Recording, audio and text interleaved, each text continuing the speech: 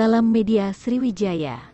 Video penangkapan selebgram ajudan pribadi atau Akbar viral di jejaring media sosial. Akbar ditangkap di Makassar saat naik mobil Toyota Innova bersama temannya.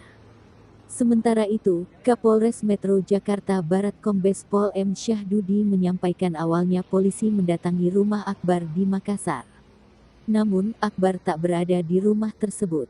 Lanjut Syahdudi, polisi kemudian memantau Akbar selama beberapa hari hingga akhirnya ditangkap saat naik mobil.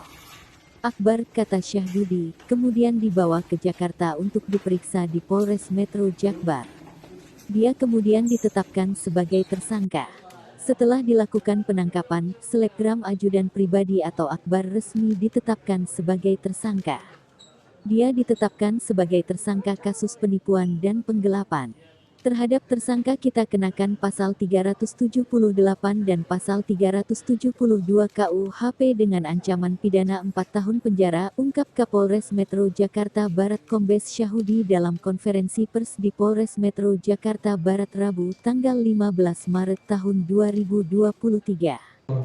Selebgram dengan nama akun ajudan pribadi atau bernama asli Akbar Pera Baharudin, resmi ditangkap pihak kepolisian di Makassar pada tanggal 12 Maret lalu. Lantaran diduga lakukan penipuan pada seorang warga asal Tangerang dengan menawarkan 2 unit kendaraan, yakni mobil Toyota Land Cruiser 2019 dengan harga 400 juta dan Mercedes-Benz tipe G63 tahun 2021 dengan harga 950 juta. Akbar pada hari ini, Rabu, tanggal 15 Maret tahun 2023 ditampilkan ke publik di hadapan awak media di Polres Metro Jakarta Barat dengan memakai baju tahanan berwarna oranye. Di sana ajudan pribadi pun menyampaikan permintaan maaf atas perbuatan yang dilakukannya dan mengaku menyesal.